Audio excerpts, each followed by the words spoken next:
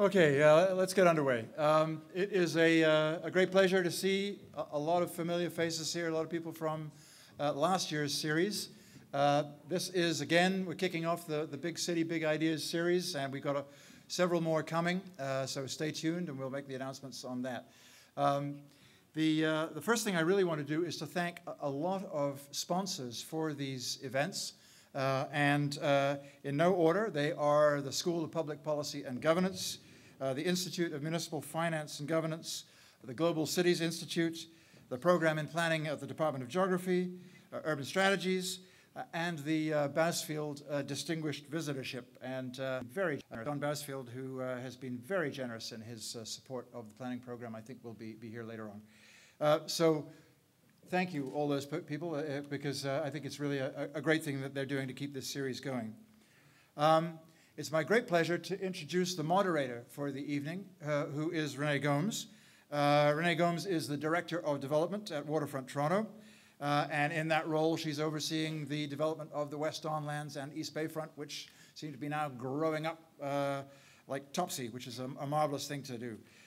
Prior to that, Renee was, for a dozen years, worked at Canada's best urban planning firm. There she worked on a number of projects in the UK and in Canada. So she trained here in the planning program. There are a lot of her former teachers around, and she's now herself teaching in the planning program at the University of Toronto. So great pleasure, Renee Gomes.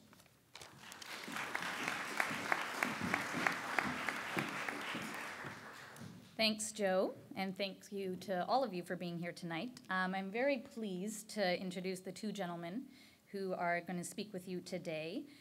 They are collectively responsible for leading development of what has been referred to as the last frontier of Manhattan, which essentially involves extending the Midtown Central Business District by transforming 26 acres of rail storage lands into a new mixed-use precinct, thousands of new units, over 6 million square feet of office space, retail, cultural, and open spaces. So no small feat, and not without its parallels to a lot of the challenges we're facing here in Toronto. First, I'd like to introduce Mr. Jay Cross, the president of Related Hudson Yards. He led the development of many large urban revitalization projects and sports venue projects in New Jersey, Miami, and also our own Air Canada Centre here in Toronto. And when he's not busy building sports venues, he's actually playing sports, which have taken him to the Olympics 3 times as a member of the Canadian sailing team. He is joined today by Blake Hutcheson, who is the president and CEO of Oxford Properties. He leads Oxford's executive management team in the execution of their global business plan. Prior to that, he was the head of global real estate at the New York-based Mount Capital Management, and before that, he was the president of Canadian, Latin American, and Mexican operations for CB Richard Ellis, so I don't think he has had much time to go to the Olympics. Without further ado.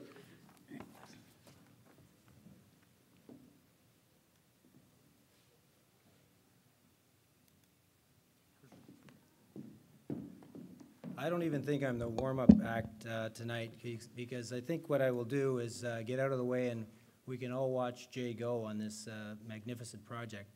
I'm just going to provide a little bit of context and a little bit of history before Jay gets up, and then I know Renee will pepper both of us with questions when we're through. I have to say, Jay is one of the people I admire most in my life, and I've been able to watch him go for about 25 years. I'm way younger than Jay, which is probably quite obvious to all of you. And when I was in my 20s, he dated my big sister.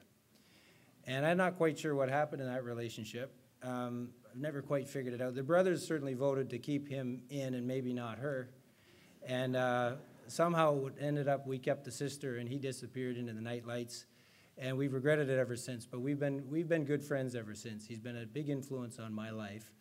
And in fact, at one time, I didn't know whether it was law school or which way I would turn, and there are 2 people in this room that said, get into the development business in a big way. And it was this guy, Eb Zeidler, who's another one of the people I admire most on the planet, and Jay. And with their reference, I went off to Columbia Real Estate School. And without that influence from either of these guys, I may have gone a different way, which would have been very unfortunate for me. So I've watched Jay go, and he'll tell you that he grew up in the beach. He grew up in Scarborough, like who's kidding who?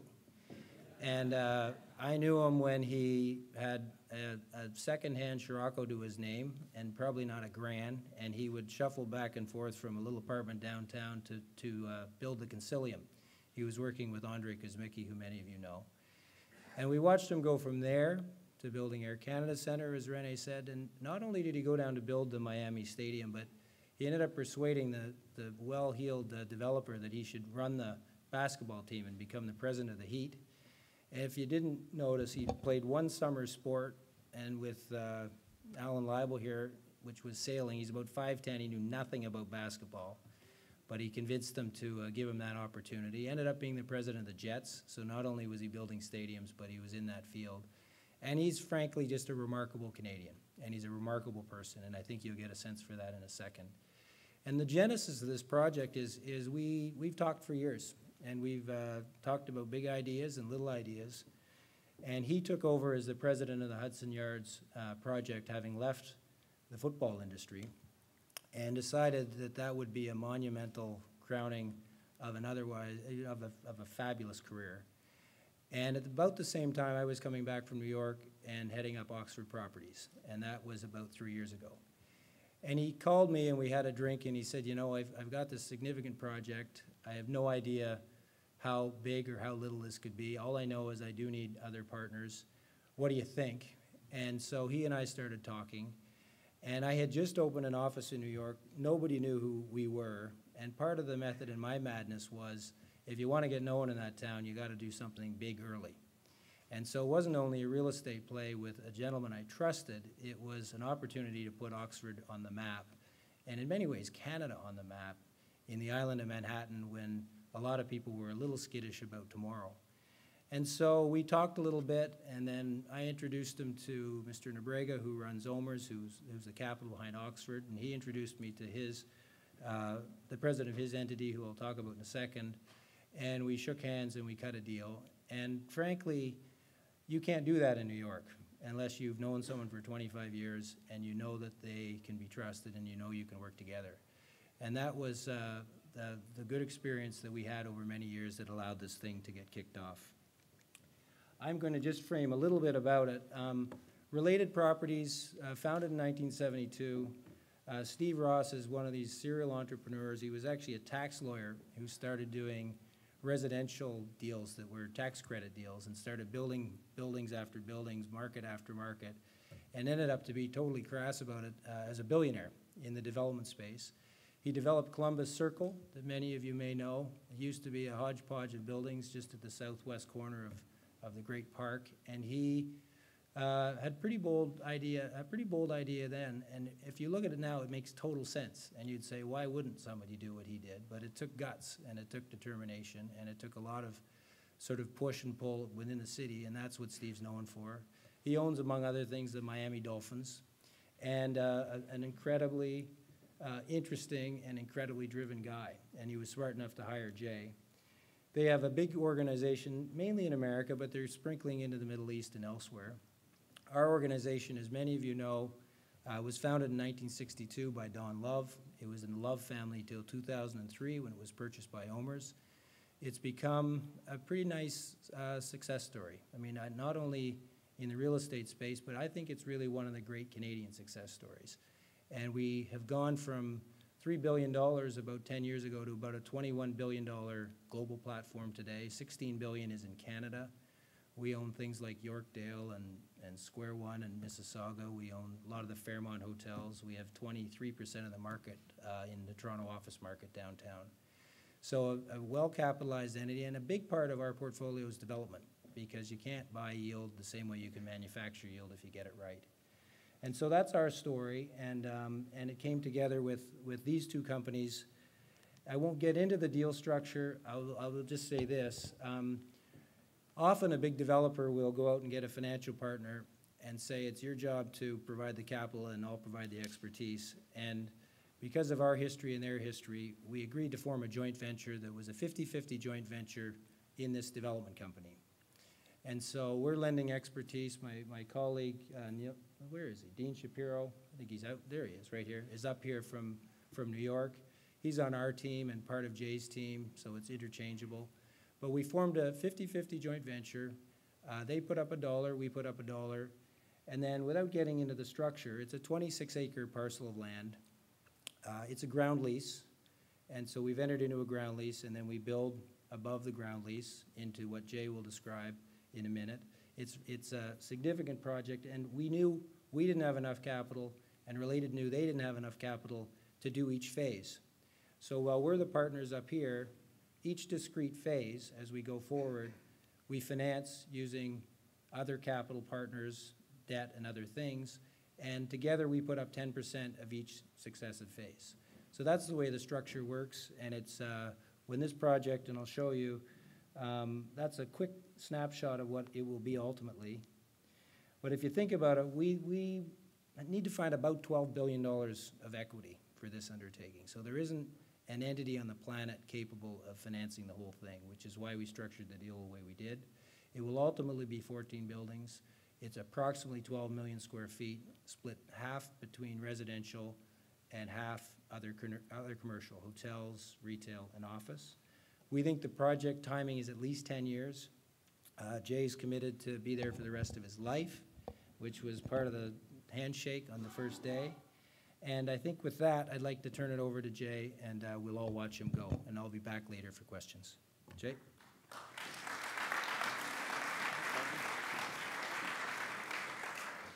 Thanks, Blake. So I'm going to give you a little bit of history, and I think along the way, hopefully try to weave the project together so you understand the sense of scale. So we start with what we call the festering store, and which is the rail yard. So like any big city with big rail yards, you want to go back and sort of see what it's about. In this case, we started in 1609. This is a map of Manhattan, and the rail yards outlined in red, the eastern rail yards was in a kind of a morass where the river came to the Hudson, and the western rail yards was actually out in the river. And then as the city grew, the western rail yards was still out in the river, but that was where all the train traffic came in. And so, and a key point of that turning was in 1906, the Pennsylvania Railroad built a tunnel across the Hudson. And what was extraordinary about it, it was at the same time as the Suez Canal was one of the great wonders of the world.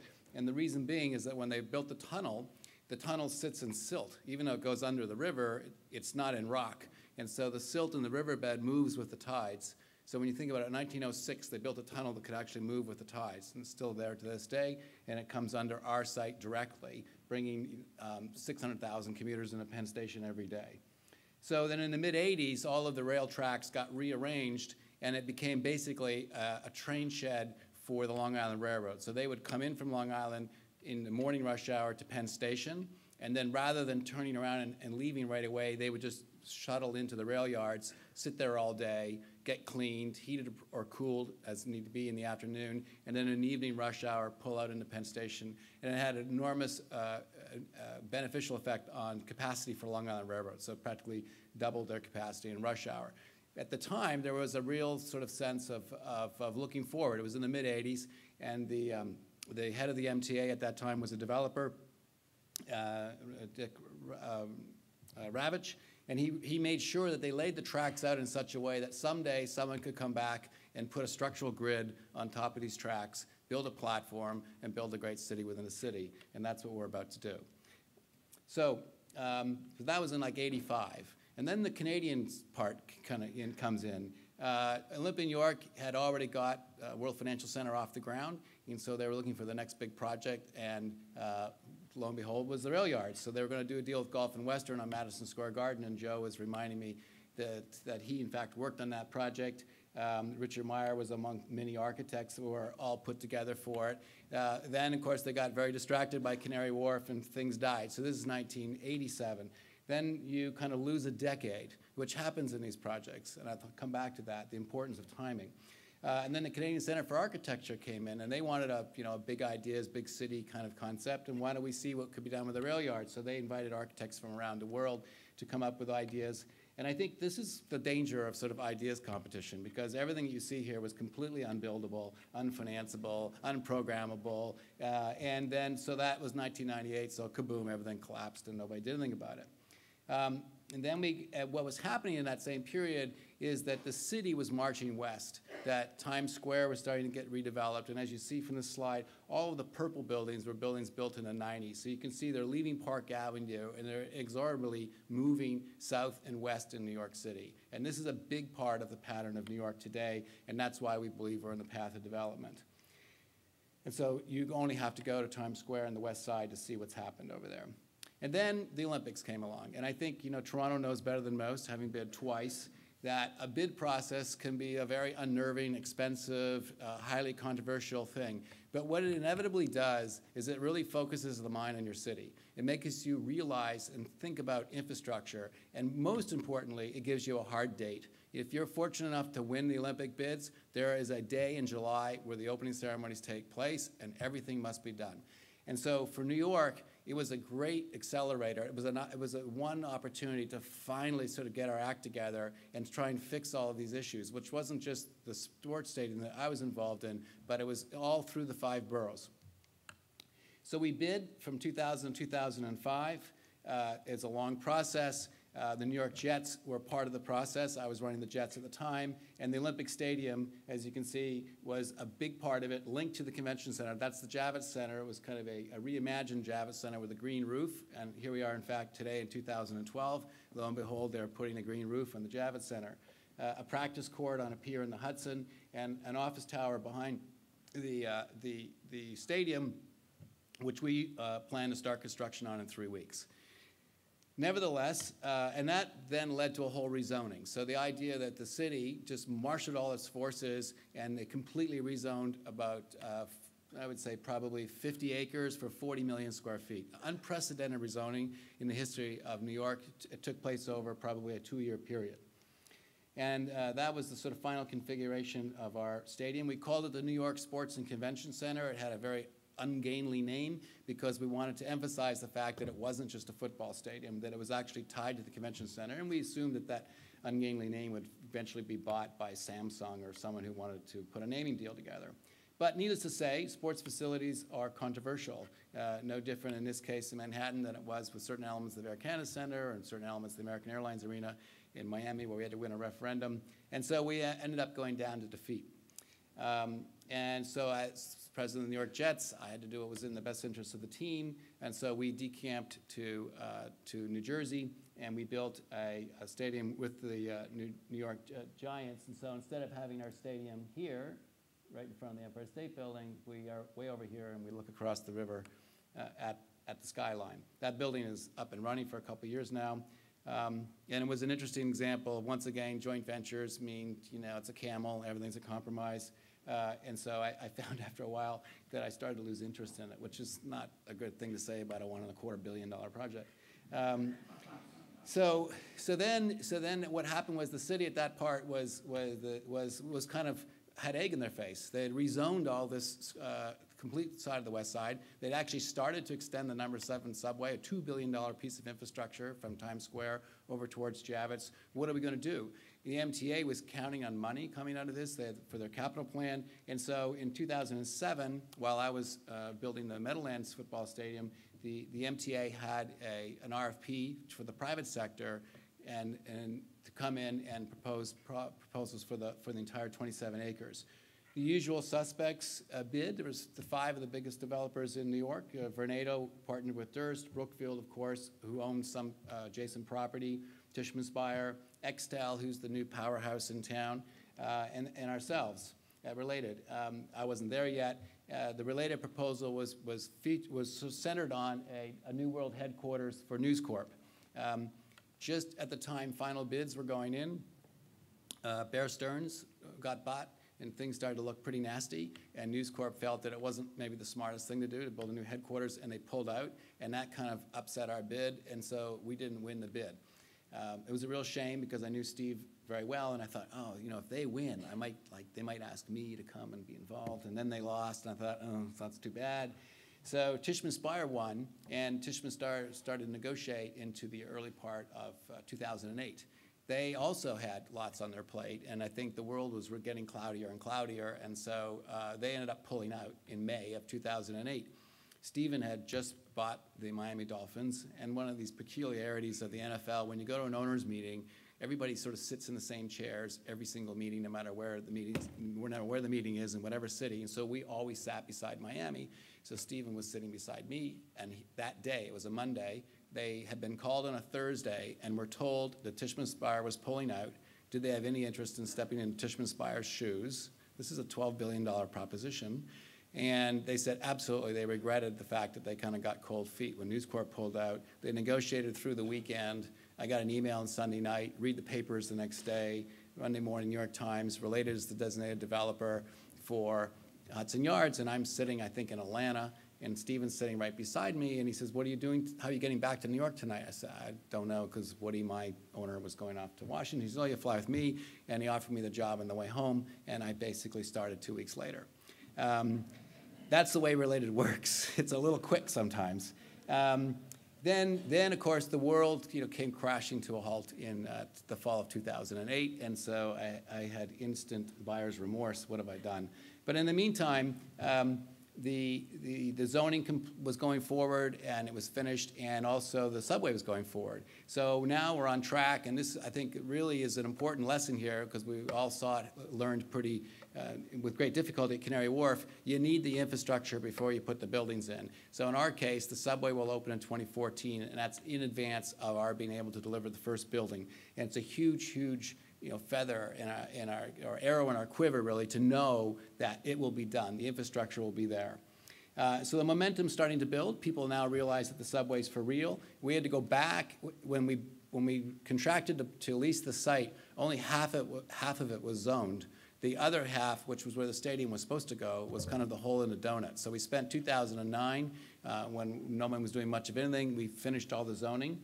And so by 2010, when Oxford came into play as our partner, all of our entitlements in place, all of our contracts were negotiated with the MTA. It was a pure private sector play at that point in time. And then something happened that no one could have predicted.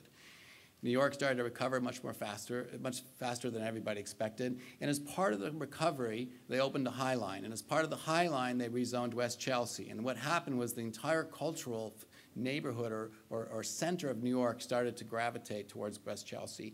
And so we have this great neighborhood to the south of us now, and also Hell's Kitchen to the north has become much more gentrified. And we have luxury apartments all over New York. And our highest rents today are in West Chelsea, and our lowest rents are in the Upper East Side. So it's been a complete flip. And what's happened is the city was very, very clever. In the way in which they rezoned West Chelsea, they protected the mid-blocks. So all of the buildings in the mid-block can't get really upzoned. They're the old loft buildings. And the galleries and the artists came in and bought those buildings, and they, rather than lease, as they often did in Soho, so they're not going to get priced out. They're there for the long term rather. And then what happened, which I thought was really interesting and kind of sort of demonstrates exactly what's happened. The Whitney Museum, the venerable Whitney Museum, says we're getting out of our Marcel Breuer building on Madison Avenue, and we're going down to Gansevoort, the meatpacking district.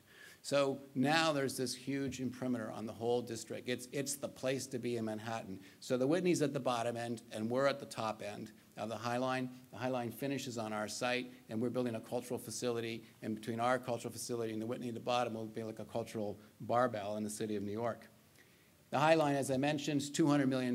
No one can explain why it's so incredibly successful, but it is like religion in New York. And they can raise money at the drop of a hat. There's a party for them every single night, and they just go from sort of crowning achievement to crowning achievement. And so as a result of all of that, we're in a neighborhood where the demographics are coming our way, growing at 5 times the rate of the rest of Manhattan, 70% single, very affluent, same household income as Manhattan, very educated, lots of dot-commers, lots of investment bankers and lawyers, lots of creative class, be it fashion or publishing or performing arts, a really dynamic mix, which has filled us with a lot of enthusiasm. So everything now is aligned, but it's been 25, 30 years, just as it was for the Raillands here in Toronto and just as it was for Canary and the Olympics in London.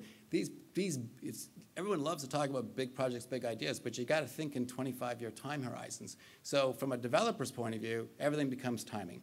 And I pray that we've nailed the timing on this one, that all the infrastructure is coming to a finish, the neighborhood is flourishing, all the approvals are in place, and all we have to do is build it.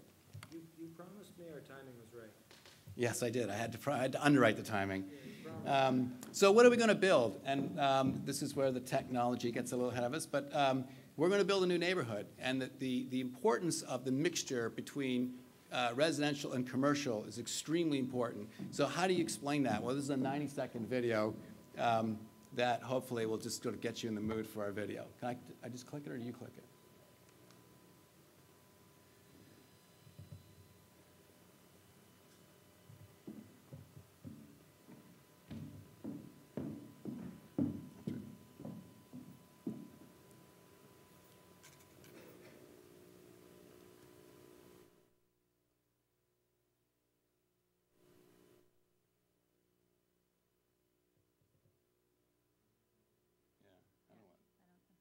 Okay, it's not going to come? Nope. No problem. Okay, flip. Okay, so we only cost us $400,000. It wasn't that good. So what the yards is, and what you see in this rendering is half of the yards. So this is the eastern half of the yards. So we always think, and the eastern half is primarily commercial, and the western half is primarily residential. So it's roughly 80-20 in both cases, 80% commercial, 20% residential, or the flip side on the western yards. And so we haven't really even thought about the western yards. We have a master plan and we have the zoning, but we are totally focused on the eastern yards. And what that means is we're starting with commercial. And so when we go to every big tenant in town, we make the case to them that it's not, we can't very well go to your big commercial tenant and say, well, we know you're growing by leaps and bounds in this economy. So what we say to them is, we know you're probably in 5 or 6 buildings, and the majority of office stock in New York is very old. So we're saying you're in 5 or 6 buildings. They're probably 50 years of age or more. If you're even Avenue of the Americas and Park Avenue, these are 40 and 50-year-old buildings now.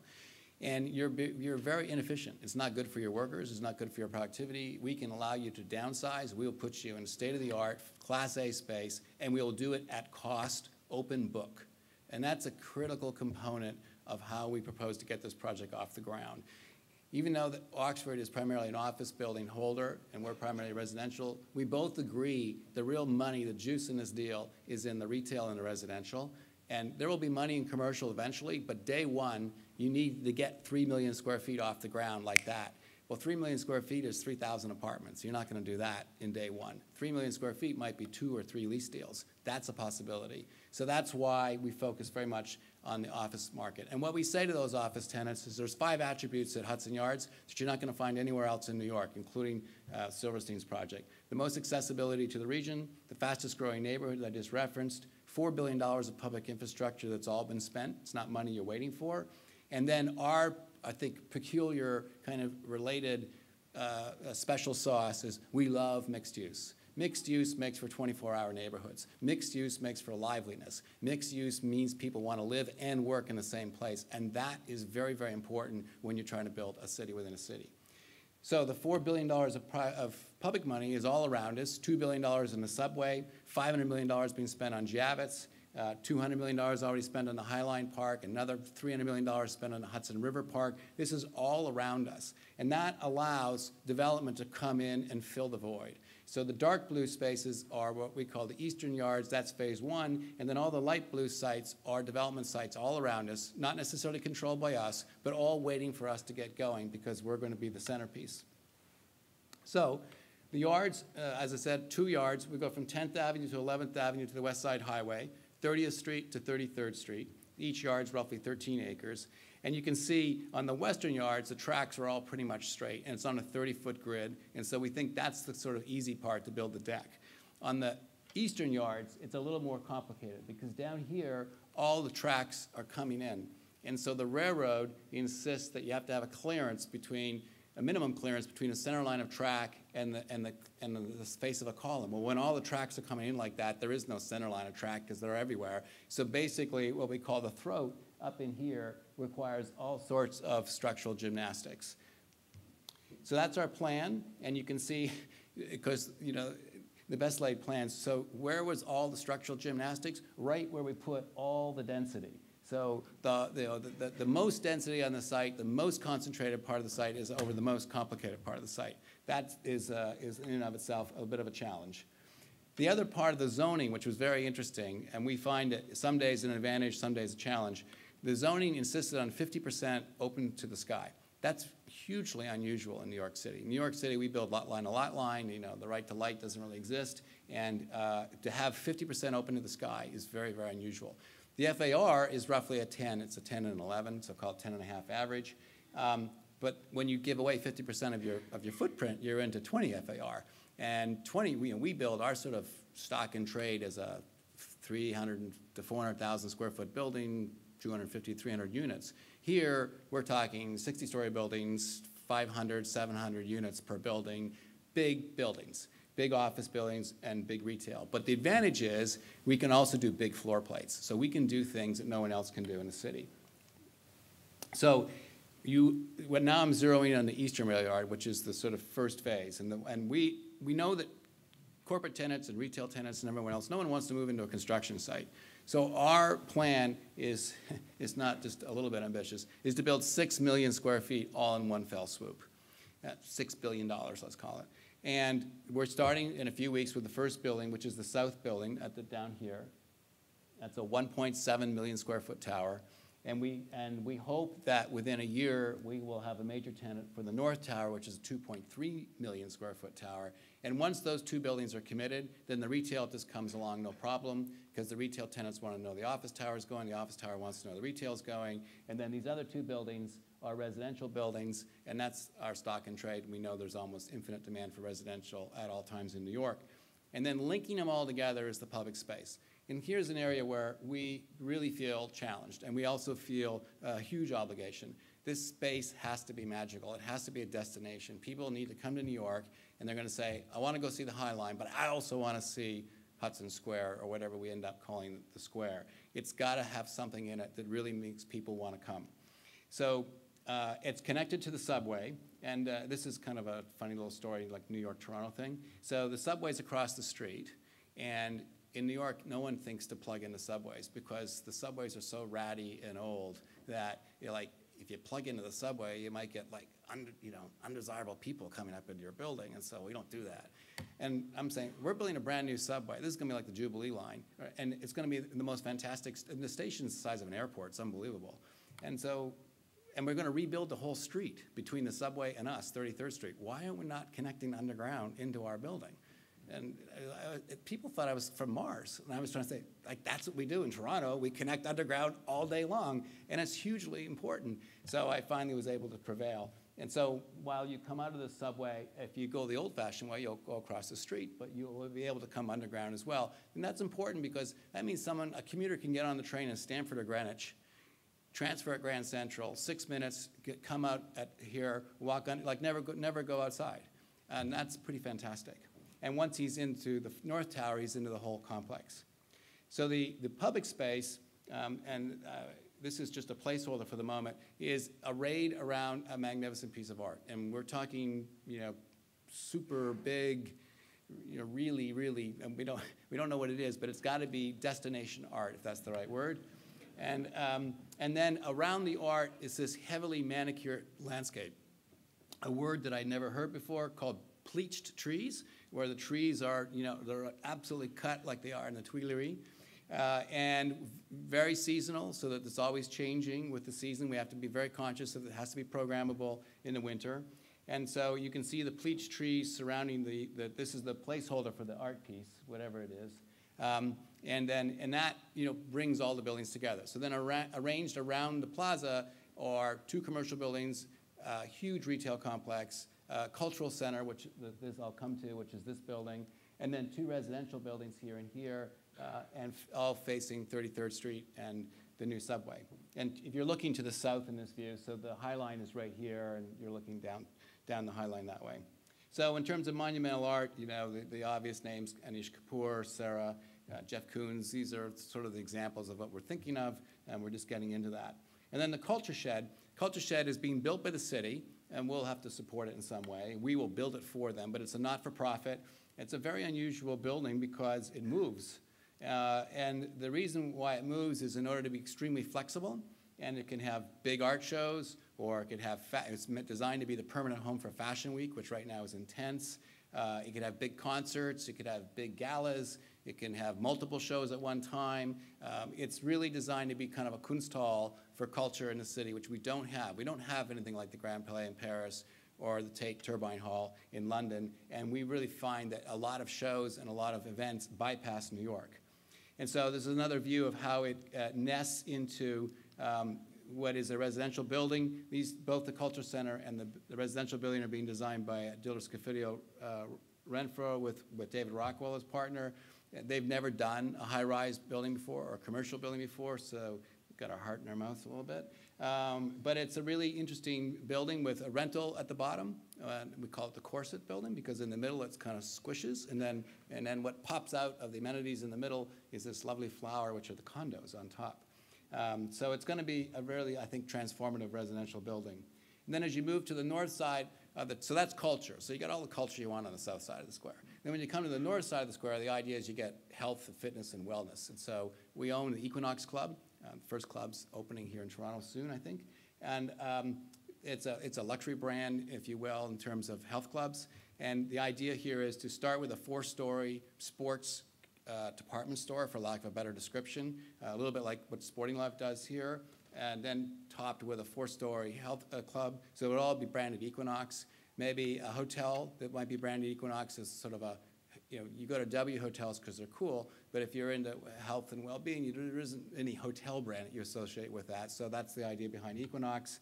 We will move our offices there. Oxford will move their offices there. Equinox will move their offices there.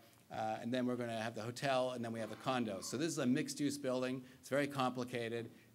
We pay a premium for the mix of uses. It's not something we like to do, but it seems to be the right play for that part of the site.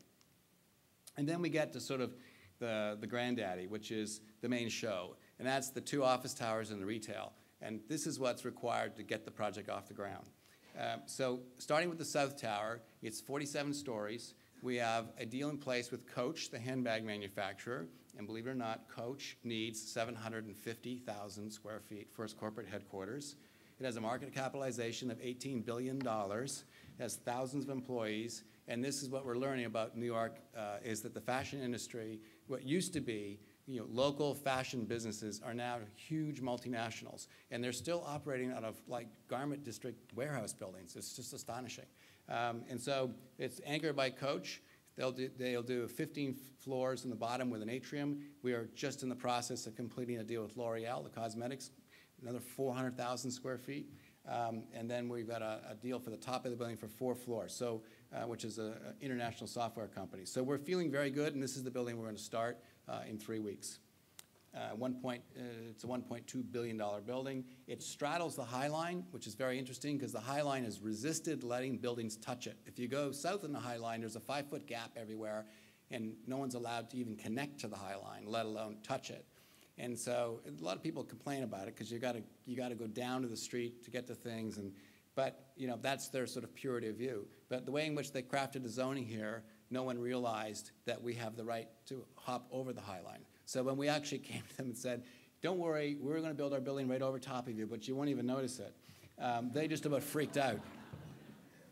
But there was nothing they could do, and we've worked very carefully with them to make it a wonderful space. And the Coach lobby runs along the High Line, and it's going to be, I think, one of the most dramatic spaces on the entire 1.5 miles. The Coach was very interesting. There's an article in the New York Times tomorrow with Reed Krakoff and Bill Pedersen, how they collaborated on the building.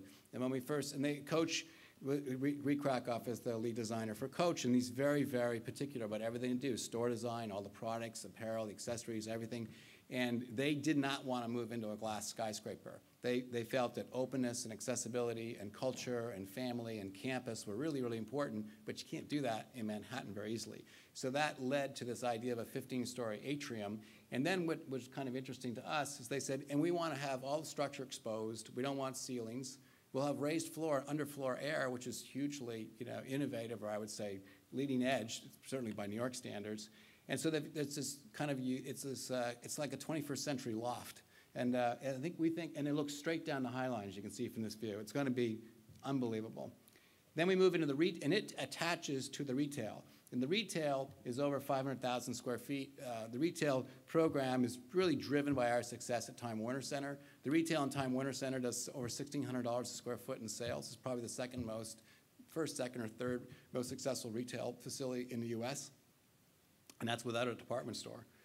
So our plan here is to do about 300,000 feet of inline shops. It's probably 2.5 times the size of Time Warner. A lot more food and beverage, which has worked out very well at Time Warner.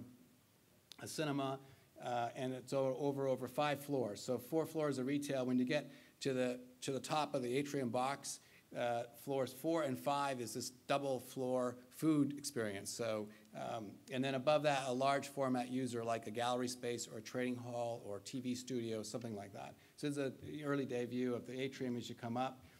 Level 1, it circulates like a normal retail environment with the 2 office lobbies to the north and the south. Level 3, based upon, I guess Selfridge has really led the way here with their all-shoe floor. So we would have sort of a category killer for shoes or jeans, so that every retailer who sells shoes would all be arrayed around a destination. Then you get to the 4th level, the idea is to have the kitchens of New York. And so we would use all signature chefs, and they would have their informal open kitchen, display cooking kind of area, and would sort of be like Italy, if you're familiar with that, meets Harvey Nicks, the roof of Harvey Nicks meets Harrods Food Hall. So that's just kind of it's about 70,000 square feet, and it would be going all day long. It would go, would open at 7:38 in the morning and go to midnight every day. And at that level, the public enter into either the cinemas or the observation deck, which is coming. You go up one more level, and then there's a series of signature restaurants. White tablecloths, same chef. So Thomas Keller will do a Bouchon bakery down on the kitchens, and then you go upstairs, and he'll do his one and only steakhouse. Danny Meyer will do a Shake Shack down on the open kitchens, and you go upstairs, he'll do a new restaurant concept. And we're in a joint venture with Danny Meyer, so we'll do not only the restaurants and facilities on these 2 levels, but we'll do all the catering throughout the entire complex, corporate dining, culture shed, et cetera. And then there's this gallery space, which we think is kind of cool because it's very, very difficult in New York to find 70,000-foot floor plates. And so that's what this allows us to do. And then we get to the final building, and I hope I'm doing okay in time because we're coming down the home stretch here. The North Tower, it's the big granddaddy, 70 stories. It'll be the 3rd tallest building in New York after Freedom Tower and the Empire State Building. It's a monster. And it also has the ability to do 75,000-foot floors in the base. It's got, what one might expect, a monumental lobby off of the number 7 subway.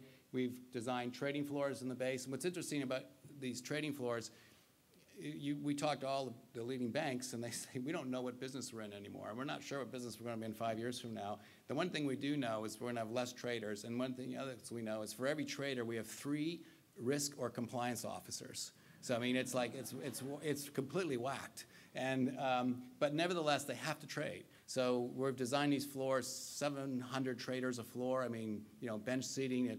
They're in but these same floors. So it has to be a side core building. These same floors can be showrooms. They can be studios. And so almost regardless of who we're pitching, whether it's a media company or a fashion company or a finance company, the floors always come in handy. So the side core gets us up to a sky lobby. And then from the sky lobby, we move to a center core building for the bulk of the office floors. This just gives you a sense of what I talked about the gymnastics earlier. So the throat, where we can't put any columns, is down here.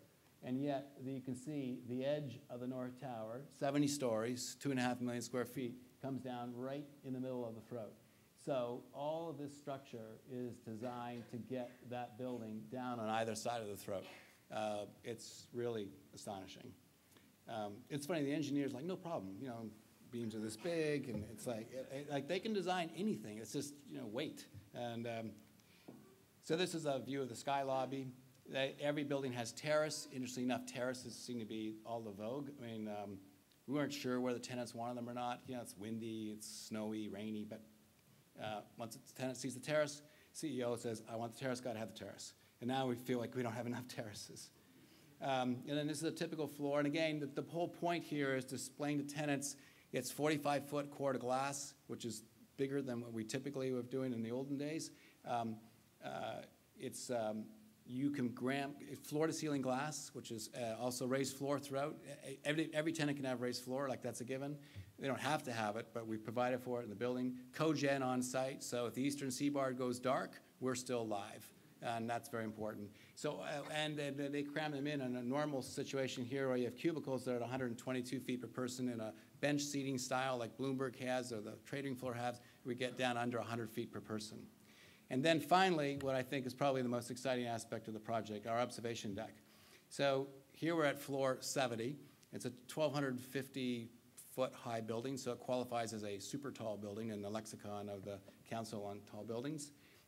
And what we've done up here is not just put an observation deck. We've got a 6,000 square foot ballroom. So you can imagine the exterior requirements. We got that figured out. And then pre-function, ballroom, private dining, public observation deck, and then private club. And if you can see way up here, this is just this is a folly of mine. But you know, up here, it's called the DJ booth, but it's not really a DJ booth. It's meant to be like a private lounge that seats about 10 people. Now, why would you do that? I mean, it seems kind of silly. Well, because it'll be the tallest occupied space in Manhattan, taller than the Freedom Tower, taller than the new building on Park Avenue. And I just think that would be cool to say, so we have to figure out how to incorporate it. So this is our observation deck. We're thinking of a glass floor. Won't that be fun? And then private dining and the bar, greatest bar in the world. So it's kind of a new version of the Rainbow Room, 21st century version of the Rainbow Room. And so that's our neighborhood. And I hope the city and the idea was big enough for your title, and I'm happy to sit down and take any questions.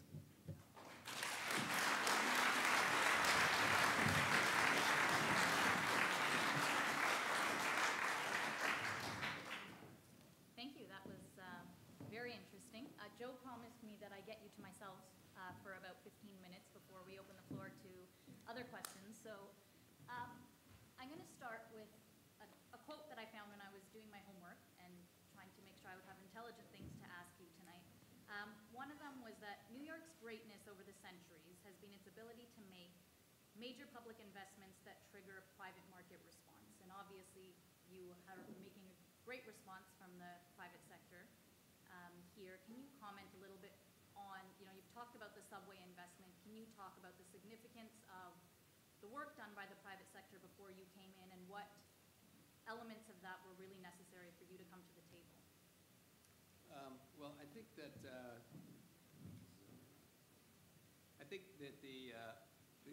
issue, there's a difference between different administrations in New York. So if you go back to Lindsay in the 60s and the Great Port Authority time, there was a lot of investment in public infrastructure, and then the private sector followed. The creation of Park Avenue was a great public investment. But then, post the 70s, New York stopped investing. And we ran a lot of hospitals, we ran a lot of other things, but we really didn't invest in our infrastructure. And therefore, I don't think it's coincidental that London, in the last 25 years, has replaced 50% of its office stock. And while it's been doing that, it's been building the Jubilee line, it's building the Channel, it's building it's the Extel Center, it's done a whole raft of infrastructure improvements along the way. We, in turn, have spent very little in infrastructure, and we've only replaced 10% of our office stock. So even through Giuliani, who I think was a great mayor, he really didn't care about building. And the state has a huge role to play in New York infrastructure. But I would say that under Bloomberg, it's been this sea change of Mayor Bloomberg and his team realizing we've got to build the city, whether it's Plan NYC, they've rezoned 5 boroughs, they got this number 7 subway extension. It's the first new subway we've built in 60 years. I mean, it's extraordinary. So finally, we're getting East Side access from Long Island Railroad to Grand Central. 2nd Avenue subway's back on track. We're still talking about redoing the Farley building into Moynihan Station. But I think it's a very recent phenomena, and I'm not sure it's sustainable in terms of the politics of the city and the city budget. But thank God they did it, and it's absolutely essential in terms of what we're doing. I'm gonna just remind everybody, when Reichman's first went into New York, it was in a pretty down state, and they bought the Eurus portfolio. And Albert and Philip Reichman were asked, what the heck would you do that for? The place is in disarray. They said, we didn't know whether we believed in the real estate, but we believed in the city.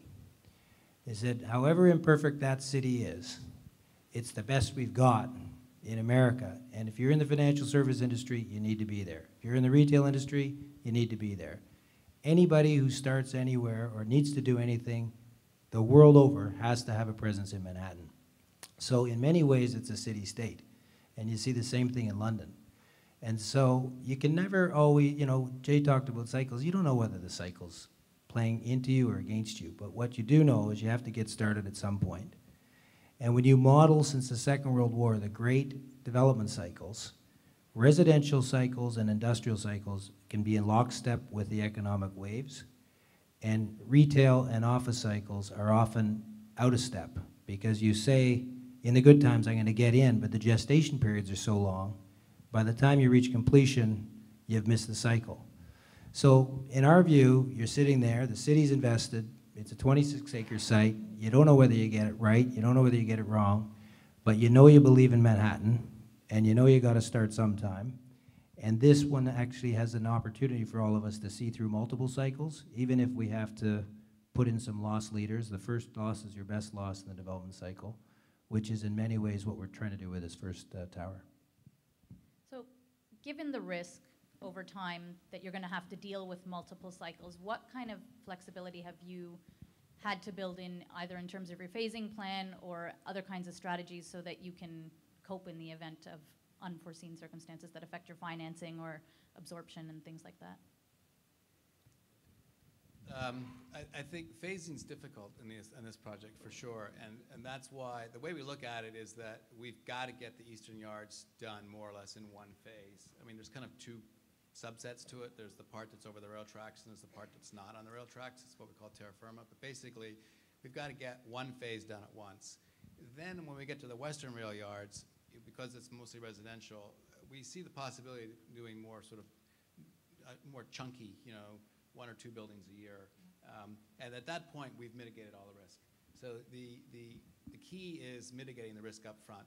And so as Blake was alluding to earlier, lots of equity, very conservative underwriting. We're not looking to make a killing. We're just looking to get momentum and get the project up and do it right. I mean, I think that's the most important thing too, is that once you build a project at this scale, you cannot afford to have anybody come into the project and say, well, it looks like they tried to save a few bucks here or save a few bucks there. And I think it's one of the things about Time Warner which really took people by surprise. And as they watched it being built, it just kind of looked like another office tower. But when you walk in at Time Warner, the finishes and the retail are just unbelievable. And I think that's a big part of making people feel proud of the space and wanting to therefore come back and back. I think it's also interesting, this is a ground lease, so you don't have to purchase straight up 100% of the land and have huge invested capital that's parked, which is a drag to your balance sheet. So a ground lease permits you to sort of pay a percentage of that on an annual basis. That's one thing. Second thing is these. I don't even want to ask Jay what these 2 podiums are going to cost, but you know, let's call them $900 million a crack. One for the east, one for the west. Even when that's built, our buildable foot price on that project is less than you would have had to pay if you were buying real estate, ground up, not ground lease real estate. So we're at, you know, under $250 a foot. You try to get $250 a foot land anywhere, you can't do it. So it is a big swallow to put in the podium, cut that check, have the critical mass that you can build. But when you're still the most competitive new chunk of dirt, new real estate project on the island, you can compete. And I think those are important components. Did you have to execute your ground lease over the entire site at once, or do you have some flexibility with respect to phasing that as well to, you know, build that into your planning?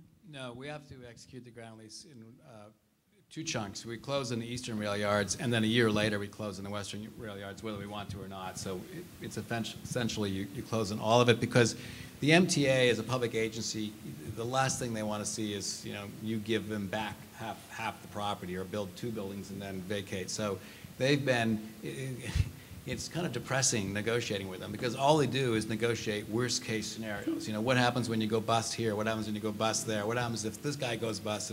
And that's all you debate. But basically, they've been very, very clever. And I think to Blake's point, They went into this knowing they had to have a financeable ground lease. It had to work for the developer. And so I call it a developer-friendly ground lease, which often is not the case when you're dealing with public agencies. These people, the public agencies in New York generally are really capable people. And so therefore, the deal is very intelligent and they're very thorough. And so everybody's got their protections, and I think it's going to work out fine. It also helps. Steve Ross and Bloomberg are very tight. And, you know, Jay has, like you would expect, built great relationships within the city as someone who's fair and reasonable to deal with. As an outsider, if you came in and tried to cut a deal with them and the multiple amendments and the multiple docs and the multiple changes and the multiple sort of risk aversions that he's been able to implement, if you tried that from outside, A, you'd be exhausted, and B, you'd hear no a lot. So the relationships have been essential, which is, you know, just true of life. If you're going to get into in the development business, you'd better have a good local partner who knows their way around and has a reputation that's worth its salt. So you're doing a huge chunk of city building here, and although it's a private venture now, it's essentially the build out of public land. How much of your program and what you're implementing was dictated to you in terms of any public objectives that you're expected to meet over and above the general vision that's been set out for Hudson Yards, or how much was sort of carte blanche for you to decide what works best? Well, it certainly wasn't carte blanche. We have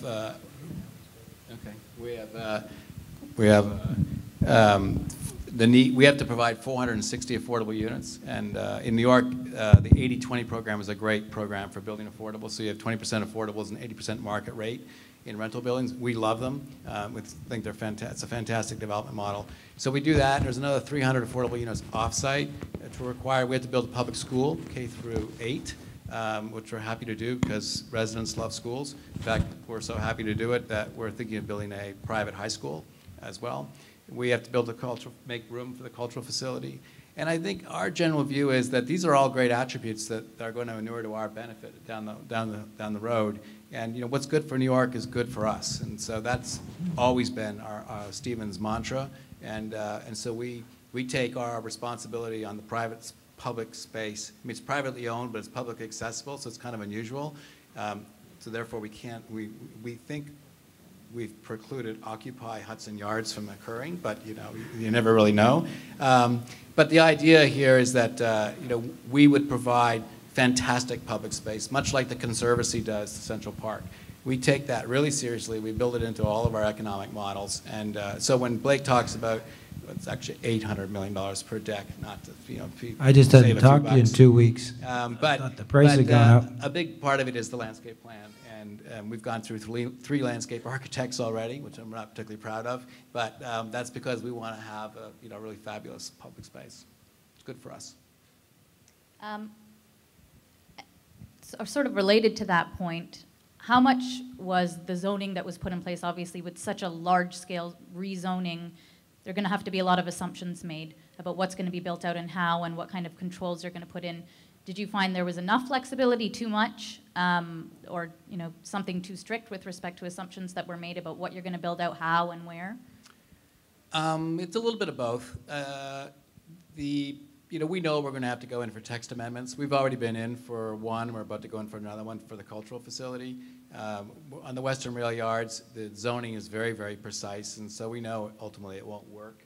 But what's essential, I think, as a developer, is we got 10 FAR. They can't take that away from us. And so when you go to the financial markets, you know, to be able to say, I've entitled.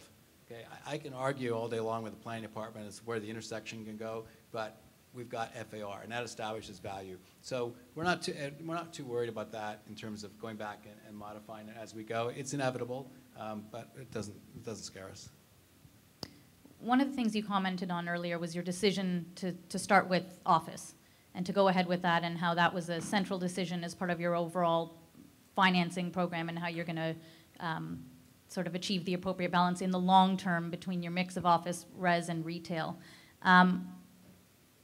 Would you have come to the table if this were a smaller deal that didn't give you the flexibility to make the decisions on either what type of use, where, or you know, if this were just, here's an office building, who wants this? Is that is that something that would have been palatable to you, or is the ability to have the flexibility on what you do, and where was that kind of central to this? I think it depends on the day. There are a lot of days you wish it was a third the size, I can guarantee you that, but over to you, Jay. Well, are you asking, I think what you're asking is like the Battery Park model where the public sector laid out all the streets, yes. and we could just, and we all bid for lots. Yeah. That would not be as attractive to us as being a master developer, because again, coming back to the public space and our ability to control the total experience, we think is important to value creation. Having said that, we have buildings in Battery Park, and so, you know, I think we would still be interested, but we'd probably only be interested on the residential side, and we may not have struck this partnership because it wouldn't be the same kind of project. I think it's good to remind everybody, most of the great urban projects in London and New York have been and will continue to be over yards. And there are a lot of checks and balances. When the city cut this deal, first of all, they knew they were dealing with someone who could execute. They also knew the ground rent clock started. Even though we got some breaks, it started. So there was some compelling reason when you're building up your pro forma and your interest carry that you've got to get into the ground. And they also knew that without a critical mass, you couldn't justify the land expense. You couldn't justify the whole. So all those things played into the size, and all those things gave the city confidence that anybody who went forward would have to utilize this site to that level. And so, you know, all of us in this room, when you start with a site, whether it's the architects or the financial people, you kind of work back, and these checks and balances delivered that size of project. I'm going to open it up to the floor soon, but I just have one more question before we move ahead. Everything sounds great. This is an ambitious, very exciting project. What's been hard? What are the biggest challenges you've had to deal with, or, you know, lessons learned that can make us feel better about all the things we grapple with here? Well, I think all the challenges are the same that any developer faces on any project. You know, we're like you know, a symphony leader. We don't play any particular instrument, but we're supposed to make music out of a bunch of noise. And so the problem is it's the usual challenge of trying to get everybody to do your bidding on a certain day in a certain place in a certain time frame. And so, for instance, you know, in order to start this first building, we have to close with the MTA, close with Coach because they own their space, and I should have pointed out that we're willing to sell or lease space to these people, close with our investors, equity investors, and close with our lenders simultaneously. That all has to happen in one day. And when we close with the MTA, it's not just on that building, it's on the entire yards. So and everybody's got their own agenda, and everybody's got their own fears, everyone's got their own concerns, and just trying to address them on a day-to-day basis is by far and away the toughest thing. I mean, and I've always maintained this, that starting a project is the hardest part. Like, once you start, I don't mean to belittle construction, but it gets easier from that point on. And getting started is always, always the hardest part. You can tell that Jay's being modest, and you can get a sense of the energy that this guy has. We booked, 2 months ago to go away tomorrow for a day and a half and just get away with a bunch of old friends. And Jay called last night at 11 o'clock and said, these 9 things are happening and I can't budge. It is drinking from a fire hose like you wouldn't believe. He can never keep his partner up to speed because he can't stop, punctuate, and put together a report. So we have a couple people that just hang off his desk and pick up scraps and try to make sense of the things at the rate they're going. And that's a fair trade, so that when he wants to make a call, we can have at least 60% of the knowledge that he has in his head. And it is about as complicated a project as anybody's ever seen. And you know, anything that's spectacular in life takes a spectacular team and a spectacular effort. And that's what's required here. And not the least of which is the leadership of one human being with a vision and the energy that he has. So it couldn't happen without him. And it is a crazy, crazy time. It's a crazy project on so many levels. I would just add one thing, and I actually learned this starting with the Arcana Center, and then I learned it again in Miami, and then I learned it again with the Jets, that when you're dealing with the public sector, their currency is not money. And one of our lawyers coined that phrase, but it couldn't be more true. They don't know when they're making a good deal or a bad deal with the private sector. they're smart enough to know they don't want to be taken advantage of. But you've got to put yourself in their shoes all the time. And I find over and over when you talk to the hardcore developers, they can't put these deals together because they cannot think like a public agency. And they want to fight, and they just think that that's the nature of the game. And so it is a kind of a unique blend, these public-private partnerships. It's not for everybody. You've got to be enormously patient. And that's why sometimes I run out of gas. Once the project starts, I tend to flee because, No, Jay. And in this case, I was asked that question at the beginning. So you got a bit of a bad reputation. But I think that's the biggest part is understanding that they just don't see the world the way you see it. And if you don't solve their problems, the easiest thing for them to do is to say no. No public servant is going to lose his job because he turned you down. So that is rule number one. You've got to solve their problems. The media are a pretty big stakeholder too. The media. I mean, that's the great thing about sports. After doing sports, the media is cakewalk, and so. Not true in our town. Sports is real media. Not true in our town, but it's probably the most written about project. And what they'll do is interview him and then try to call me and get me to verify everything he said, and I haven't a clue what he said. So I just run from him as much as I can. Thanks. I'm going to open the floor to questions now. Yes? Sir?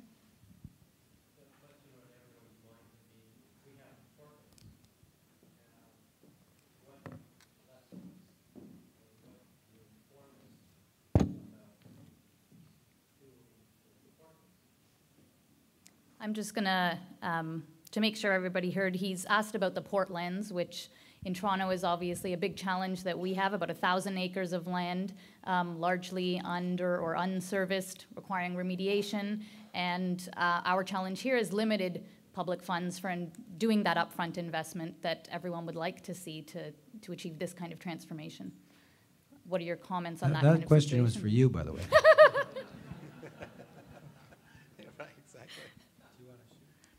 I'm not really, I don't know enough about it except to say that I used to sail out of the water rats to really understand much about the Portlands as it currently sits. I mean, there are a lot of, I can make a bunch of observations. I think, as Jay said, every great project takes decades. And I think you've got some great people, a few of them in this room, that are heavily focused on, getting the zoning in place, understanding the soils issues, understanding the economics. From my standpoint, the biggest problem with them is they're not ready. Their time isn't here yet in terms of the economic opportunity for a lot of uses of office, a lot of uses of retail, and it's a tricky place residentially. I think some things are really working there, and it's just going to take time. And I believe that it's a great resource for us. I think we've got a lot of people focused on it. I think, whether it's Ferris wheels or whatever the heck people are talking about, you get a lot of misinformation. But it really is, knowing the office business, it's ahead of its time. Knowing retail, to me, it's largely ahead of its time. You don't want to put industrial uses there. So once you understand the master plan, once you understand the soils issues, then time's got to be your friend. And I hope and trust that time will be our friend on that land. Thank you. The gentleman over here.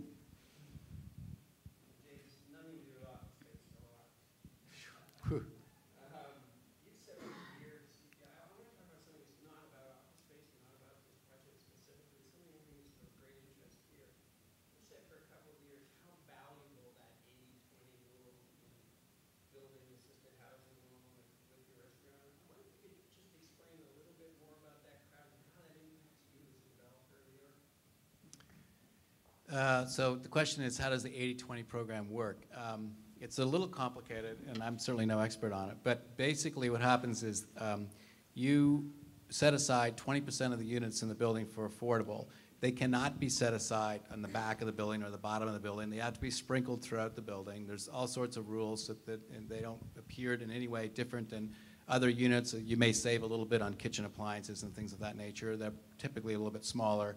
You have to make them available to, they have to be available to people who make, I think, 35% of the household median income in America. And difficult part about that in New York is 35% of household income in America is practically poverty line in New York. So, you know, it's sometimes difficult to fill them, but basically you end up with teachers and actors and artists and, you know, hotel workers and they mix in just fine with the market rate. What architects. Exactly. The deal is that we get access to HUD bonds, bond capacity that HUD puts into each state. So you get relatively tax-exempt bonds to finance your project. You can finance basically about 90% of the project, so you don't have much equity in. Then from the city of New York, you get a 20-year real estate tax abatement, and that's against the whole building. So when you take the real estate tax abatement and you take, you know, tax-exempt financing for 90%, all of a sudden the numbers start to make sense. Now you can't pay more in New York terms than about $200 a square foot for the land, for the pro forma to work, and it's very hard to find land at that price. So what we typically do, and what we will be doing in the yards, is we do hybrids. So we do condos on top, 80/20s on the bottom. So let's, sort of argument's sake, say the land is $300 a foot. So we do condos, the land goes in the condo at $400 a foot, the land goes in the rentals at $200 a foot. We don't really like condos because it's ordinary income, you sell it and then they're gone. We love the rentals, but you gotta make the numbers work. The secret sauce is the real estate tax abatement, and not every city does it. But when you think about what the city's trying to accomplish, they're trying to produce housing stock, and they're trying to produce affordable housing stock. So where there was no stock once before, what does it matter if you're not getting the tax increment from the new market rate housing because you had nothing there before? So, and what we do, a little different than other developers, is we actually market the market rate housing as luxury. I mean, it's not middle class housing with lower income, it's luxury housing with lower income people in the building and you don't even know who they are. And you know, we get $80 a foot. We can do better in the residential market than you can do in the commercial office market. And then the last thing we do, and again, I think it's kind of unique to us, Stephen Ross is a huge believer in floating rate debt.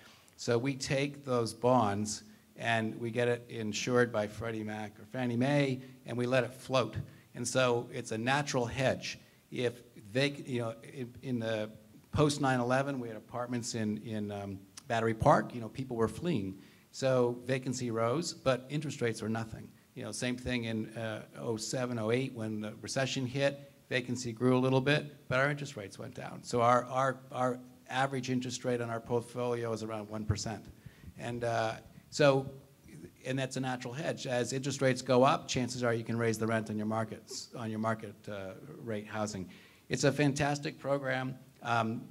We've not been able to see any flaws in it. I think it's a model that every city should think about. It really is a great way to build rental housing, as opposed to building condos, selling them en masse, and then hoping that the investor is going to rent them out. The only thing I'll add, the difference between Manhattan and Toronto is the flexibility that the city has to offer incentives and breaks and TIFs and, you know, all these other tools, which has created all the wars from one city to the other, which we can't do, and nor are cities necessarily equipped to do it with, you know, financial engineering and other things. So it starts in the city, and then it goes from there. That's how it all began.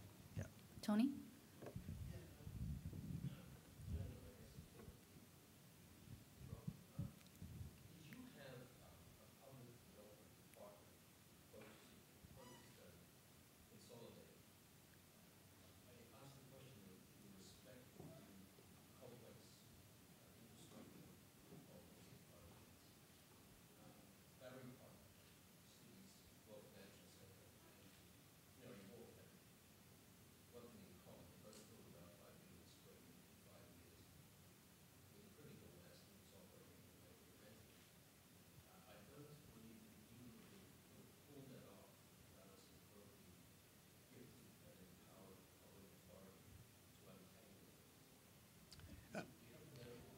Yes, that's a great question, and I neglected to mention that in my remarks.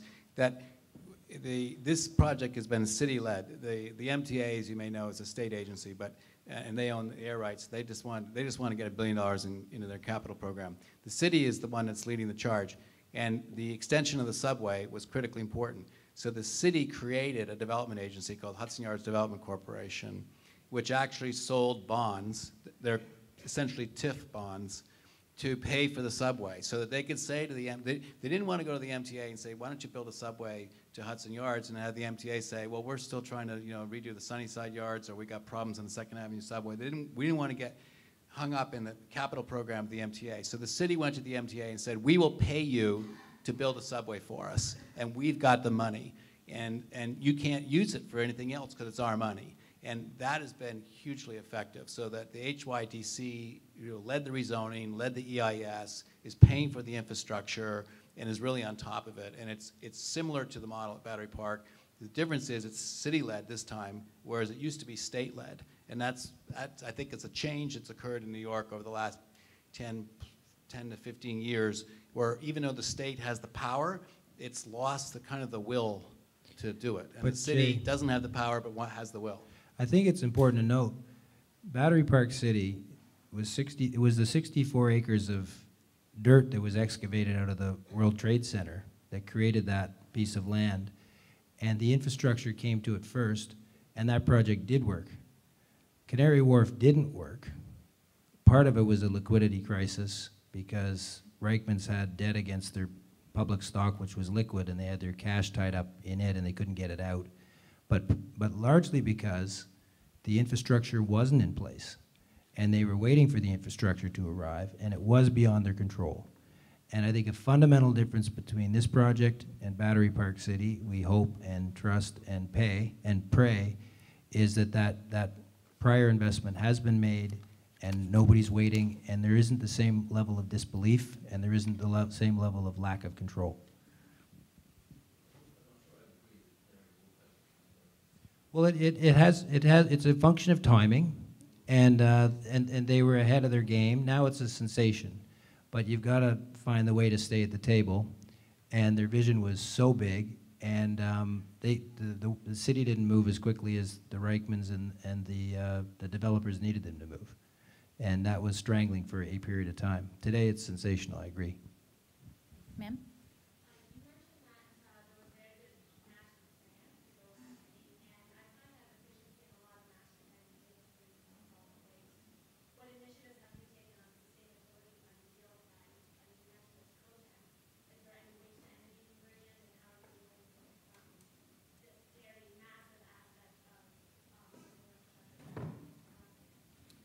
We have a commitment. Every building has to be at least LEED Silver, but we're pretty confident that every building will be gold. As a neighborhood development goes, so I think we'll be one of the first certified neighborhood LEED certified NDs in the country, mostly because of the transit. The cogen is designed, it's really trigen, so we use the excess heat from the cogen to give us domestic hot water for all of the residential buildings. So it's coming back to the phasing, it's a little difficult. So in the early years, we may have cogen that's producing a little excess heat. But when we're fully built out, the cogen's sized so that all the heat is recaptured and used for either heating or domestic hot water in the complex. We are investigating, and we're spending a lot of time on a centralized waste management system. A little bit like the model that went into Roosevelt Island 30 plus 40 years ago. It hasn't changed much over time, but it's cool, but it requires a fair bit of capital up front. In our $800 million land budget per deck, we're carrying a placeholder of $50 million for what we call Hudson Yards Infrastructure Corporation, and we're just in the early stages of trying to determine what that business plan is. But the idea there is to make the complex, one, as sustainable as possible, but two, really lower the operating costs through scale for all of the occupants. And one of the big benefits there is this mix of zoning, because the low demand of office and residential is very complementary to each other. So we hope that we'll be able to really utilize that. The other thing that actually David Miller pointed out to me recently, and he said Obama's talking about all these green jobs, and we all have an image of wind farms and the rest.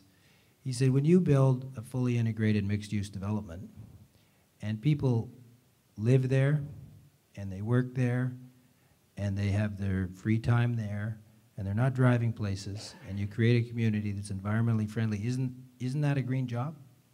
Like, in some ways, isn't that the future, and aren't those the jobs you want to create? And I thought it was an interesting point, and I don't think he's far off.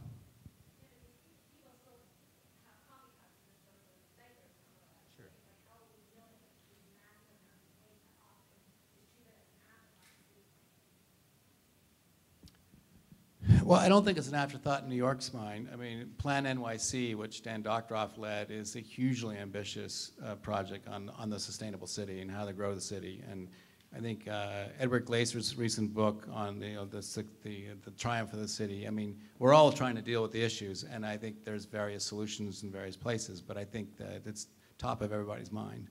If you're really interested, Yorkdale, we just put in a new food court, and our people studied it for 2 years. We've cut the waste back by, I think it's like 88%. And part of it's real plates, part of it's knives, forks, part of it's real, all those things. And the efficiency and the thought behind it has been pretty incredible. And I don't have I'm not up to speed on the details, but it can be done, and that's a good point. Any questions on this side of the room? Yes.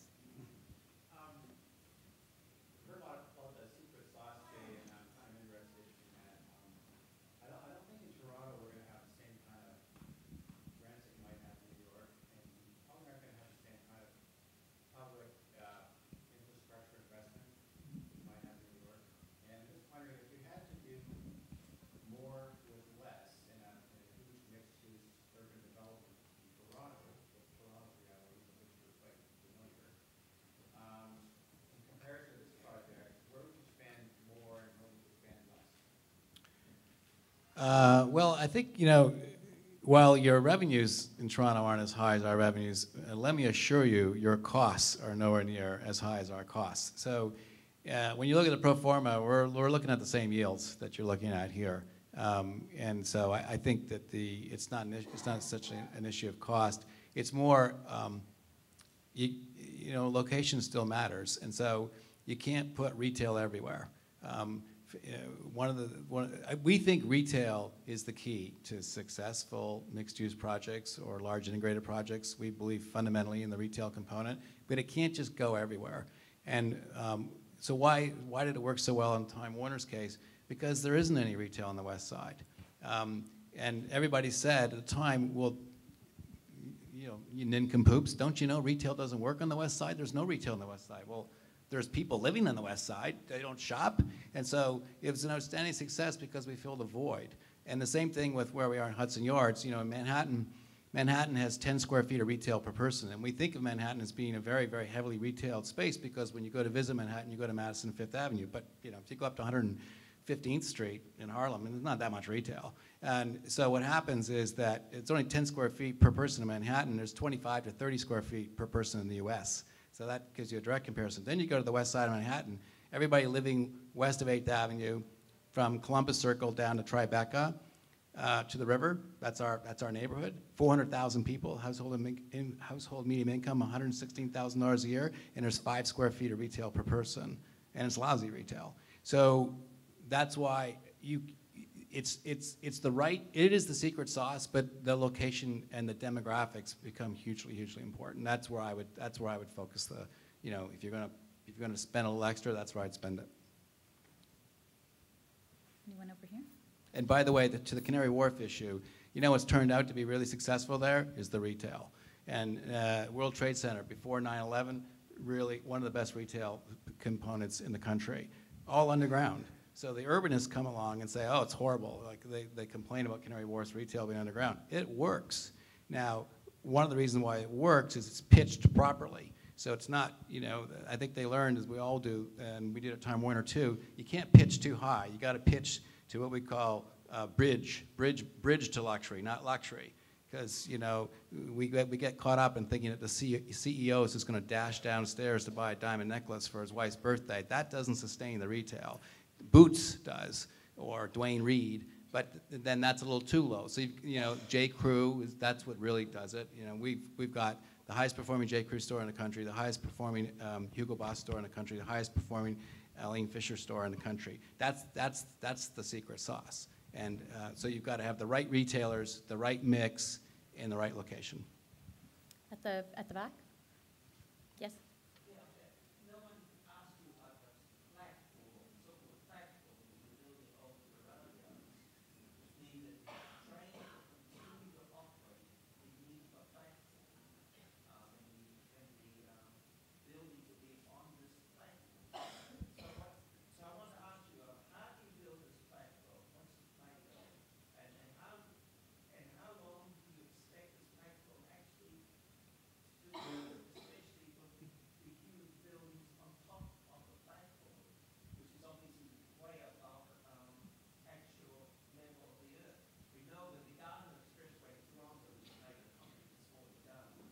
So the question is how you've dealt with the issue of building over the rail yard. So the platform is solid titanium, and no, I'm just kidding. I think there's a misconception, and we go through this all the time with our tenants. They think we're going to build a platform like a table, and then on top of the table we can put anything we want. And that's not the way we build it. The foundations for the building go to bedrock, and they go right down in between the tracks. If a track is in the way, then we have to make an accommodation. We have to span the foundation. So when you build all the buildings, which is 50% of the site, the ground floor of the buildings is in effect the platform. The platform in between the buildings, the open space, is kind of the easy part because it's got to support 4 or 5 feet of dirt and stone, but it's no big deal. It's on a 30-foot structural grid. So it's the most basic of construction technologies. We drill caissons where we're allowed to, vis-a-vis the track layout, which doesn't necessarily coincide with where the building columns want to be. And then we stand steel on the caissons, and we build a steel deck, and we debated whether it's a precast deck or it's concrete on steel deck, but and you just go ka-chunk, ka-chunk, ka-chunk. It's pretty basic. Young and Bloor's built over active trains. Grand Central Station's built over active trains. I mean, if you picture it that way. All Park Avenue's over active trains. Yeah. There was a question here. Yes?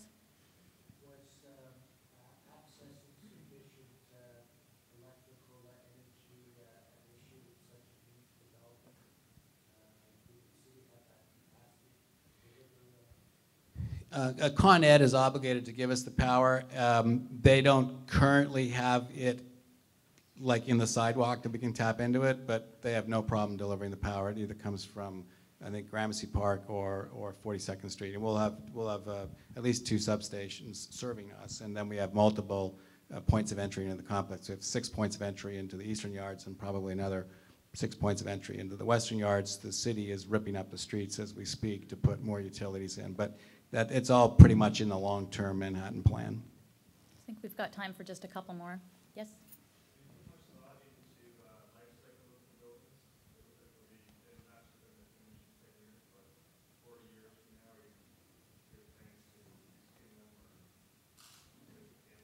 Reskin in 4 years? Good heavens.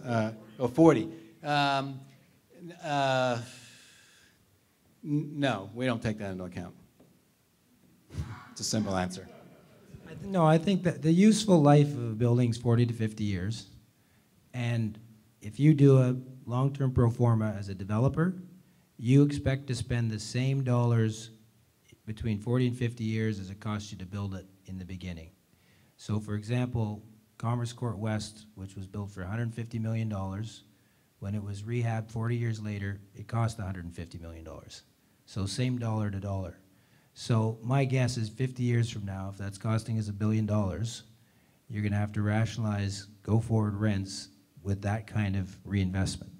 Now, so that's the way certainly we look at it. Your useful life of any hard asset's 40 to 50 years. One more question on this end. Yes?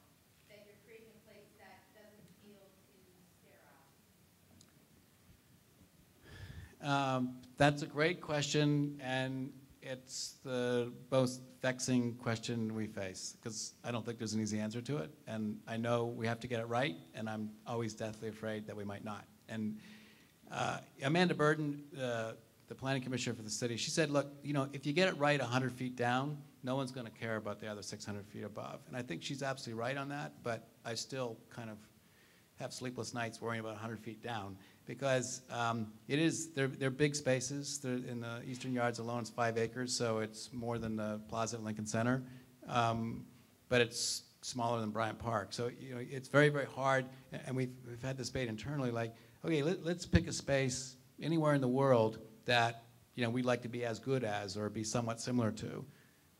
No one's come up with one yet. I mean, you know, we talk about European cities, but we don't have the right scale surrounding the piazza. We, you know, in modern, you know, North American cities, we're not very good at it. We don't want it to be kitschy. It's got to be authentic New York. It's got to have mature landscaping. In fact, it was Eb Zeidler who told me one day that Baron Haussmann hauled huge mature trees in to Paris, and so that's and if you go and learn how they did it at the memorial, they grew those trees for over 5 years in New Jersey. It's fascinating, but you know, we got to get it right. You know, some people think you have to have water, some people think you don't have to have water, and we've got a real debate going on. I call it the designers versus the programmers. So in Bryant Park is one of the most successful parks in New York, bar none. One of the most successful parks in the world, probably. The guy that runs all the programming there is a good friend of mine, and he's always telling me, you don't need landscape designers, you don't need architects, you got to just let me run it. And I said, well, it's not, you know, you did start with Bryant Park, it's like an okay space. And then, you know, we had another, you know, world-renowned, award-winning landscape architect originally, and he just sort of ignored all of the sort of truisms that Dan Biederman would tell me make Bryant Park successful. So we ended up with kind of a design solution that was completely unfriendly to programming. So we know programming has to be part of it. Programming is hugely important, but it can't be at the expense of how the space works. So we went through a little competition to select our third and hopefully final landscape architect. And we ended up giving it to a very young firm, kind of an older firm, young firm, Nelson Bird Waltz. Nelson and Bird are professors at the University of Virginia. They're a husband and wife team who have not built a lot, but are very esteemed teachers. And one of their students, Thomas Waltz, bought the firm. And they just finished City Garden in St. Louis, which is a 5-acre sculpture park, gorgeous. Won the ULI award this year. I mean, a really, really sumptuous urban space with art sprinkled throughout. That's kind of our model, but if you go to St. Louis, it's not maybe the world's best programming space. So we go back and forth, and I wish I could tell you that it was sort of an obvious answer, but I don't think there is. I think every space is unique. And we are concerned about the scale of these buildings. They're big buildings. There's no doubt about it, but I think if we get it right and we get the human texture right, we're going to put a cafe in the park. I, of course, want it to be a beer garden. And so I think that if we get it right, people will flock there, and the buildings will almost be an afterthought, except for the skyline. Thank you. Thank you, everybody, for participating and for coming this evening. It's good to know, I guess, to hear, I'll be honest, some of your uncertainty, knowing that you grapple with similar challenges to the ones that we face here. I'm going to just turn things over to Professor Richard Sommer, who's the Dean of the John H. Daniels Faculty of Architecture, Landscape, and Design here at U of T. He's got a long history with the Hudson Yards project because he's actually been involved with a number of studies of the site over the years. So to close things off. I actually brought some slides, not too many. First, let me say how interesting it was to see the stage the project is at now, and how it's a little bit intimidating to be responding to these titans of development. Joe told me they were putting this event together a few weeks ago, and I reminded him that I had been involved over the last, it's actually more than 20 years, in various proposals for Hudson Yards. In fact, when I was a very green, very naive, recent graduate of architecture school in, I think it was 1988, I went to work for Cooper Robertson, who were the architects that, well, Cooper was involved with XSAT, who designed Battery Park City, and they were working for Olympia, New York to do the proposal for the West Side. So I, strangely, got thrown onto this project as the designer of 6 million square feet, and I had to go over to the West Side and survey the site, which basically over there at the time was mostly full of prostitutes and vagrants. Although at night, even then, we were going over the Gudvansfort diner over in Chelsea, so there were things going on in Chelsea even then. The interesting thing about that project, of course, was we did end up making the proposal for 6 million square feet. I remember being up several nights, finishing it, and then going into Olympia, New York's offices. And within 6 months, the market went to hell, and I actually went west. And I didn't return to the East Coast in the United States until 10 years later, when there was another cycle along with the CCA competition looking at the site, and I was asked then in my capacity as a professor and as an urban designer at Harvard's Graduate School of Design to do a study that was sponsored by the it was actually a study for the Hell's Kitchen Neighborhood Association, which was a series of residents that lived on the edge of Chelsea and in Hell's Kitchen. Can we get the slides up? Is anyone up there, or do they leave? Oh, it's on here? So, here, I'll do it. So, so I had a chance to kind of revisit the site. And then so I did this project I'm actually going to show, and then I worked on it again around the time of the football stadium proposal, because Vernado, one of the developers, eventually bid for the site, sponsored a competition through the Newman Institute, which is a real estate institute in New York, and asked people at various universities to team up with New York architects and zoning lawyers and look at how to untie the site. So I've had this kind of funny relationship to it. And Jay went through a number of these issues, but I'm going to go into slightly, very quickly, looking at, that's what the yards were in the mid-century.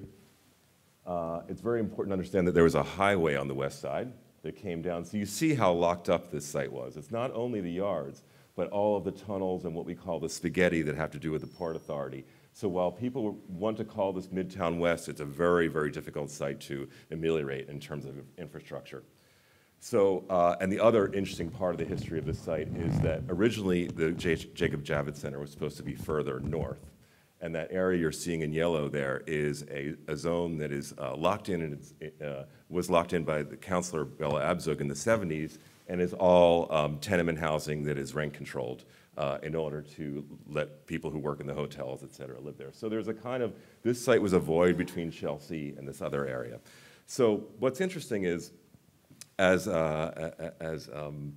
was already talked about, one of the issues with unlocking this site really is the issue of mass transit. And when I did the study with others for the Newman Institute, we all did these beautiful schemes, you know, architects trying to kind of outdo each other. We went and we had an all-day symposium, and all the people from the city sat there with the developers and argued about who was going to pay for the subway. They didn't, frankly, I don't even think they looked at the schemes. And that was what was going on in, I guess, 2005, 2007. So that is one of the keys to unlocking the site, which I think is going to make this project finally happen. But earlier on, this is about 12 or 13 years ago, this is a study that I did. It's going to look very crude compared to what you've seen, which even before they rezoned the site, what you're seeing in white there is what's buildable, what was buildable in the late 90s, according to as-of-right zoning. So the site was already, you know, flush with buildable space, even under the existing zoning. And what I ended up proposing, and I still think it's an important way to think, and I think it's an important way for us to think in Toronto. So my question for the end of tonight is, are you thinking big enough yet? Or is New York thinking big enough? Because the proposal that I was interested in making was to actually get rid of the Jacob Javits Center, because convention centers have a shelf life, and either move it to the platform or elsewhere, because that would unlock all of the Manhattan blocks. And one of the amazing aspects of the Yard site is that, like a lot of the West Side, it descends to the river. So with the development of the West Side, so you see this site in relationship to Wall Street, in relationship to the UN. This is really a kind of, as has been pointed out, a regional resource, right? It's tied into a lot of transit and a lot of dynamics. So one aspect to think about this site is what gets stacked on the yards.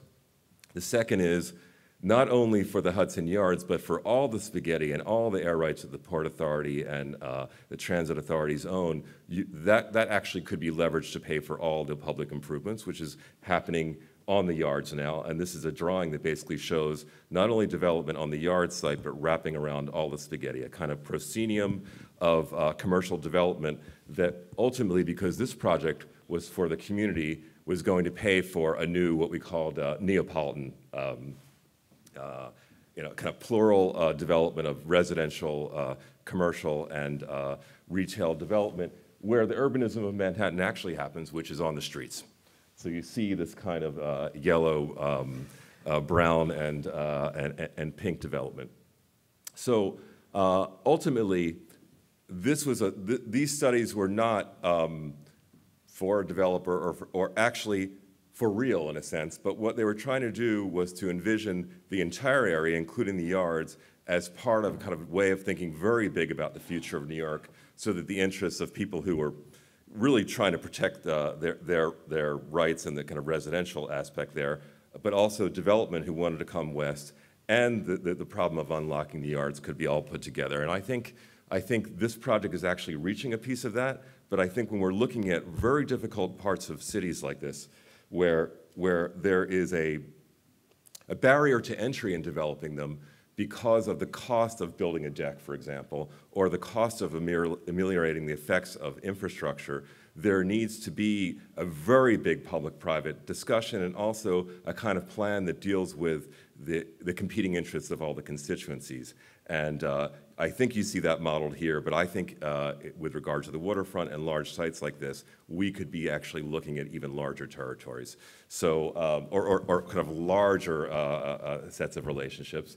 Some of what we're looking at here will happen, but of course the key proposal here was to get rid of the convention center that in the historical photograph, as I indicated, or the historical map, was actually placed here in some ways because at the time the land wasn't valuable, and now it is. So there's a question as to whether what uses make sense in a site like this now. So I think I'll close it there, and I want to thank the two speakers for just an incredible insight into, I think, a project that I think there were projects for this that probably preceded even the Olympia, New York one in the 80s. It's been sitting there that long, but certainly there have been 5 or 6 proposals.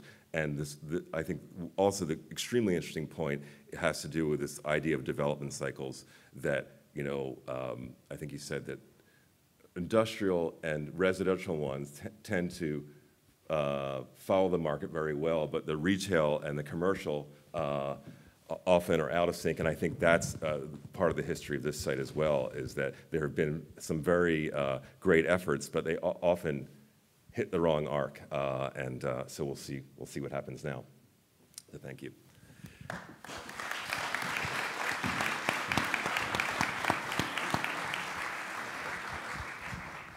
Thank you, everybody, for a wonderful evening.